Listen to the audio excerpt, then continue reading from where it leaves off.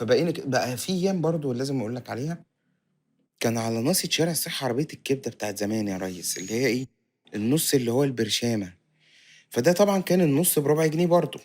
يا اما كنت اجيب نص حواوشي، يا اما تشكيله وتمر هندي، وده اللي كان بيكسب. يا اما لو بقى في مصروف نص جنيه اجيب نص كبده، اللي هو بقى خلاص انا هصرف جامد، يلا اللي هو انا عامل كده هصرف، فاهم؟ اجيب نص كبده 4 كيلو مخلل جنبه يتاكلوا عشان الشبع. اوكي. ويا دوبك تاكل نص الكبده ده على طرف المعده عشان يبقى في يقفل معاك ايه، الدنيا. يعني لما تعمل دي في طعم كبده. بس اخر انا حاجه كده. كبده. اوكي. انا واكل ايه؟ واكل كبده. اوكي.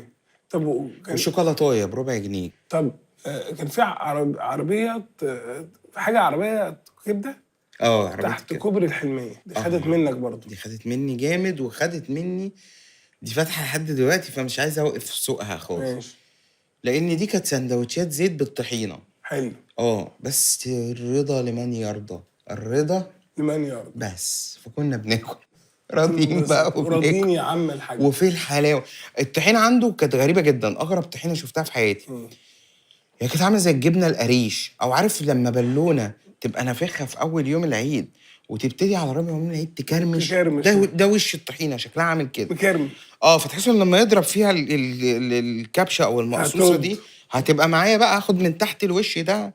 هي بتطلع قطع، يعني تحس قطع طحينه في السندوتش. اوكي. فده ما كان بيخليه ما يحطش كبده كتير.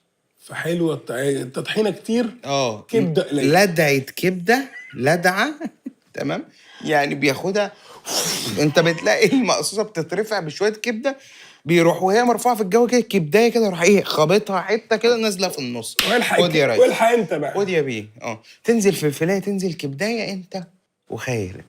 والرضا لمن يرضى بس. وكنا بنرضى. دي اعدادي كلها كانت كبده. لا ده الراجل في واحد كان على ناصية شارع الصحه بتاع النص ده، الراجل اللي بقول لك عليه بتاع وحته ده كمل معايا لحد ما اتخرجت من الجامعه يعني اصلا، لان ده كان في وش مترو الانفاق، فكنا بنعيش على سنينه. والله. طب الراجل ده مثلا بعد لما الدنيا شويه بقى معاك هيتحبس بعد الحلقه دي لما تتذاع؟ لا عادي هو هيعمل كده. انا قصدي بعد ما بقى ظبط ماشي،